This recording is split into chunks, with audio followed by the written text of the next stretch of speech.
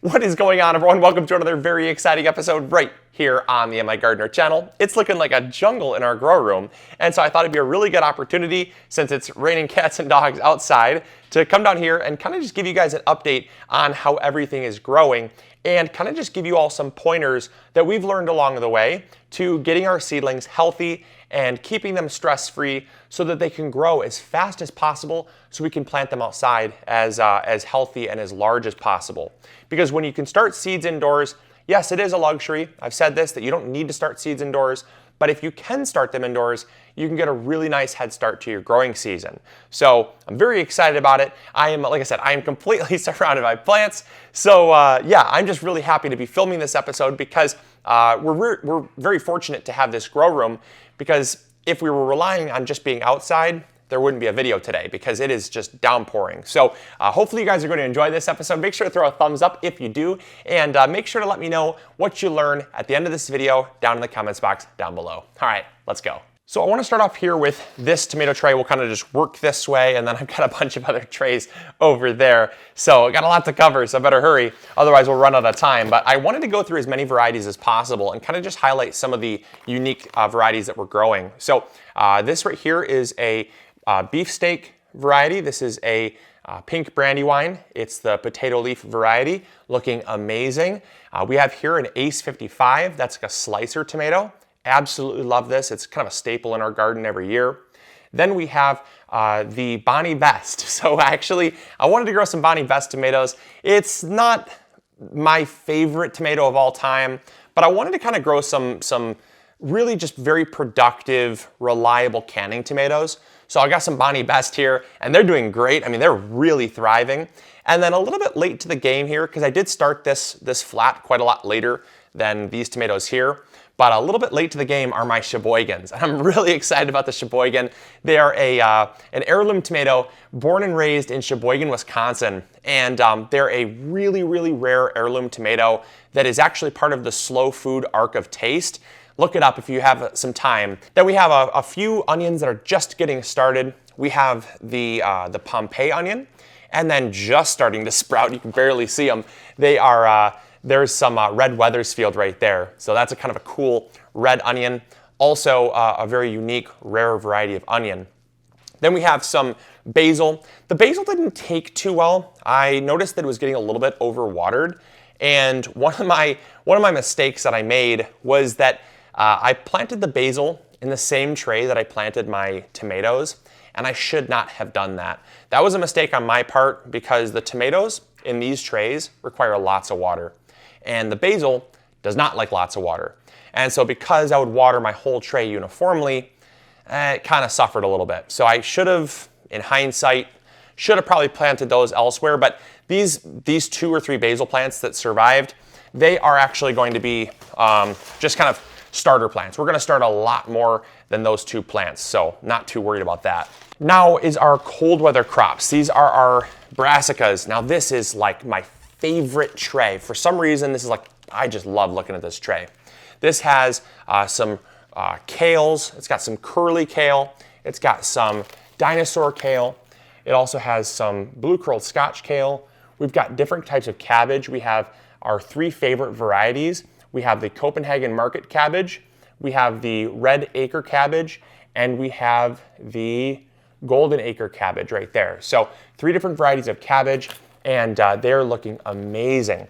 We also do have some Brussels sprouts. The Brussels sprouts are in between the kale, because I planted rows of 3. So they're kind of hidden in amongst there, but I got some Brussels sprouts growing, and they're looking awesome as well. And I gotta say, this is the healthiest I have ever seen a tray of cold weather crops, from our grow room at least.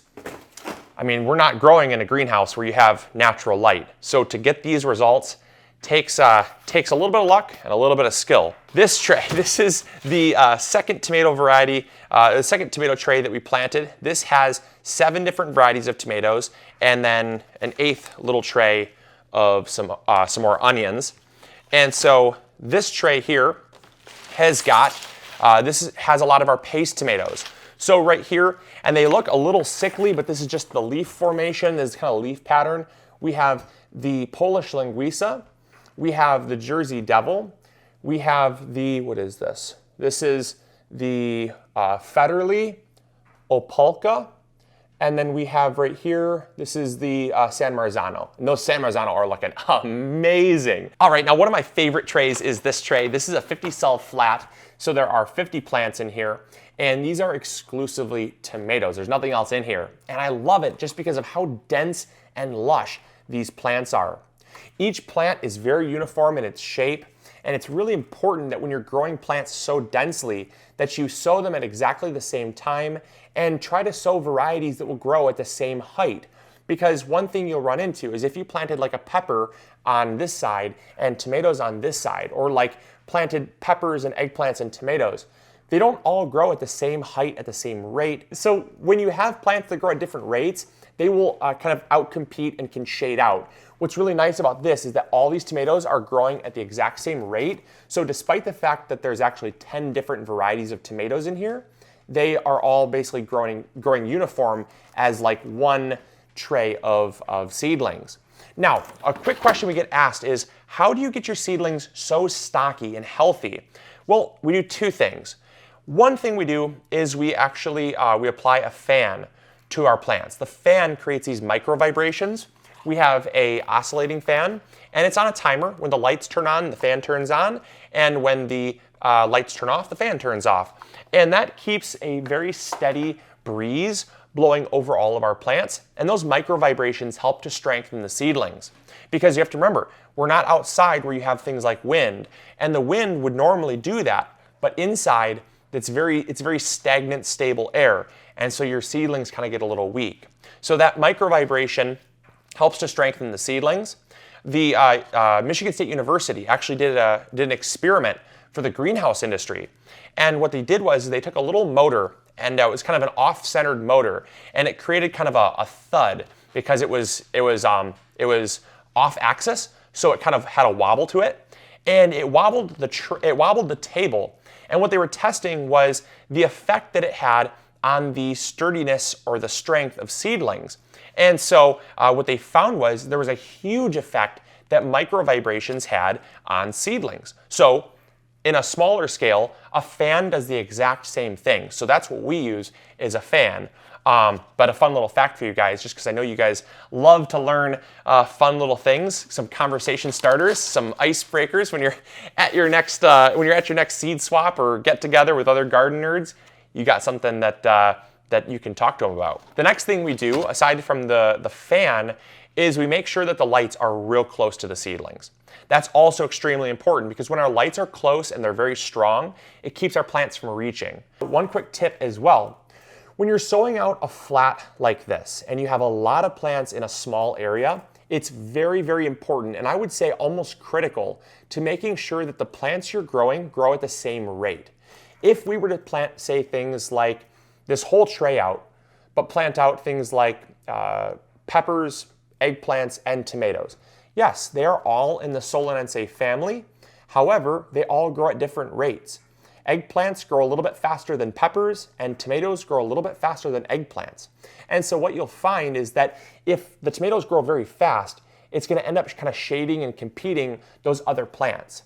The really nice thing about planting out a full flat like this is you get uniformity. So there's no competition for sunlight, and each plant is growing at the same rate, so it's extremely consistent. So going through here really quick, I have got the Jersey Devil, which is another paste tomato. I have Black from Tula, which is a beautiful kind of burgundy colored beefsteak tomato. I have beefsteak, that's actually a true beefsteak variety. Then I have watermelon beefsteak. I have pineapple, which is another beefsteak. You can tell we love our big tomatoes. Then I have this one called Gold Medal. It's another bicolored, beautiful. Check it out. It is absolutely gargantuan. Then we have Oxheart, and then we also have a cherry tomato. We only planted one variety of cherry tomatoes this year because we found that cherry tomatoes we did not eat as much as some of our other varieties of tomatoes. And what we found is that a lot of them end up falling on the ground, which was unfortunate. And then we ended up having to thin a lot of the seedlings that sprouted the next year. It was kind of a pain in the butt. So we stuck to just one row of our favorite variety of cherry tomato, the champagne bubbles, as it's called. All right, next is the pepper flat, and these are looking absolutely beautiful. Now they are just starting to germinate. We have one row here of the poblanos that are not up yet. We have the Pasilla Bajíos that are up. We have the California Wonder bell peppers that are up. We have the Caribbean red habanero that are up and looking beautiful. And then just starting to germinate are the anchos, the ancho peppers.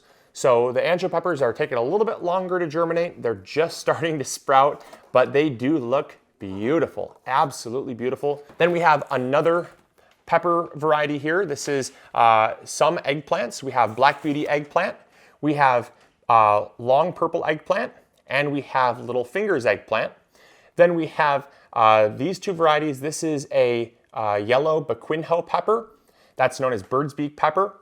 Then we have over here, this is the Tabasco pepper. And then we have a purple wonder bell pepper, just starting to kind of germinate. We have some that are a little bit late to the game. And then we have a chocolate beauty pepper. Then we also have a coral bell pepper. That's like a beautiful, well, coral colored. It's like an orangey red salmon color. It's just absolutely stunning. So we have a little row of those. And so these are doing super well, just starting to sprout, but doing awesome. And last but not least, we have got our first tray of seeds we ever sprouted this year. This is our tray of our asparagus, and you can see they look amazing. The asparagus are just thriving. They love it. And so we've got our asparagus, which are kind of just flopping and growing all over the place. And then we have these super lush packs of onions. These look absolutely stunning. In fact, these are probably some of the best looking onions we've ever grown. I'm so excited to see how these do in the garden this year. So we planted them in packs of 2. We have the Kelsey, we have 2 packs of Kelsey. We have 2 packs of the red burgundy. We have 2 packs of the Utah yellow, the 2 packs of the white sweet Spanish. We have 2 more packs of guardsman. It's like a bunching onion. And then we have 2 packs of the crystal white wax, little kind of like a bunching onion, but it's like a little crystal onion, a little pearl onion. They are amazing when they are grilled up. If you guys have never tried them, try them. If you have tried them and have ever had them, in Mexican cuisine, they call them cebollitas, and they are literally heaven. So give them a shot. Let me know in the comments box below if you have tried them as well. Cebollitas are some of our favorite things to eat in the summertime, grilled up with some fresh corn. Wow, it does not get any better. So that is all of the plants that I have started underneath our grow lights in our grow room for this year's garden.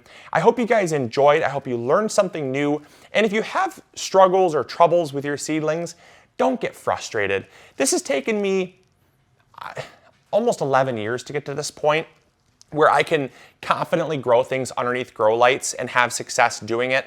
I still have struggles. My basil is still struggling, and it's one of those things where you take the good with the bad, you learn, you adapt, and you learn from your mistakes. And so my stuff looks amazing. I'm super happy with how it looks this year, and it won't be too long before we get these into the ground. A lot of these, tomatoes and things, they're gonna be planted up in the garden in about the next 2 weeks. So we are getting in the ground very fast. By about the 2nd to 3rd week of May, these are going in the ground. So they're looking awesome. Very excited about that. Onions are gonna go in the ground very soon as well. We're gonna be planting out the garden before you know it. So yeah, very, very excited. But let me know in the comments box below if you guys have any questions, concerns, things that they're struggling with. I'll try to help you out as best I can. And we'll catch you all on the next episode. We are going to be outside in the next episode. I have 2 complete growing guides planned for all of you. A growing guide on how to grow ginger and a growing guide on how to grow horseradish. I realized I hadn't done that growing guide yet. And so a lot of you have checked out the horseradish that we have over at MIgardener.com. And which, by the way, we are getting more of it. But a lot of you checked it out, got it, and then didn't know how to grow it. So don't worry, I've got a growing guide coming up for you guys very soon. It's just got to stop raining first. So, all right, take care, everyone. Grow big or go home, and we'll catch you all on the next episode. See you guys. Bye.